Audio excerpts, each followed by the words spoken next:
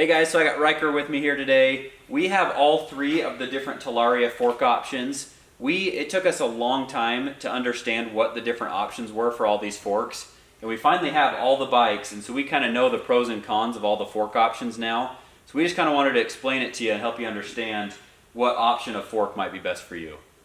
So one of the models we have here is the Fastace, and when they first came out, we expected them to be a lot bigger and beefier, and they are. Like you can see, even just compared to these other ones, how much thicker the actual fork itself is.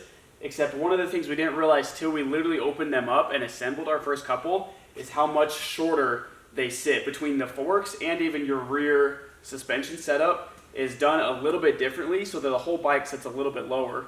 So like for my little brother, we have actually just put him on this rather than getting him a whole different bike, just because it sits so much lower than these other models here.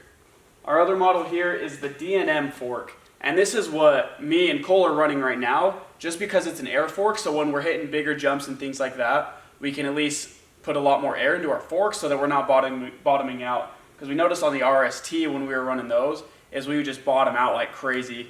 So that's definitely one of the biggest pros, I would say, of these DNM forks, is that you can actually put air into them and adjust it for your body weight and what kind of riding you want to do. And then they have your compression and your preload settings that you can also change on these as well. Another model here is the RST fork, and this originally was the very first fork that the Talaria bikes came with. That was all, when we ordered, that's all that we had.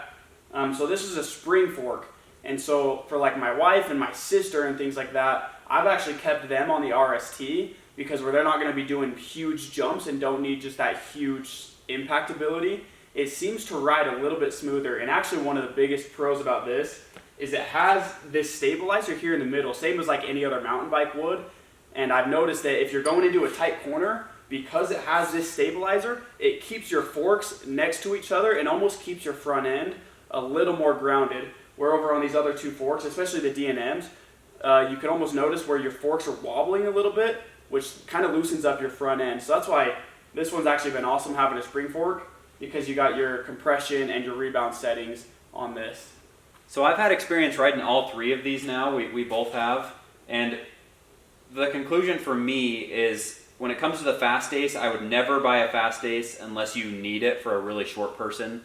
It's a great beefier fork, but just get the DNMs because they're so much taller sitting. It's way taller sitting on the bike. If you want the biggest compression ability, definitely get the DNMs because you can load air into them. It's a bigger fork.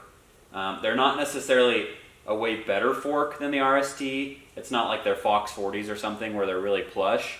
It just gives you the ability to have them a little bit beefier, being able to put air into them. And then the RSTs are fine, especially if you maybe weigh a little bit less. But those are definitely kind of like a base model version. The RST, in our opinion, is kind of the best right now. And then the Fastace is a great shock, just like the DNMs.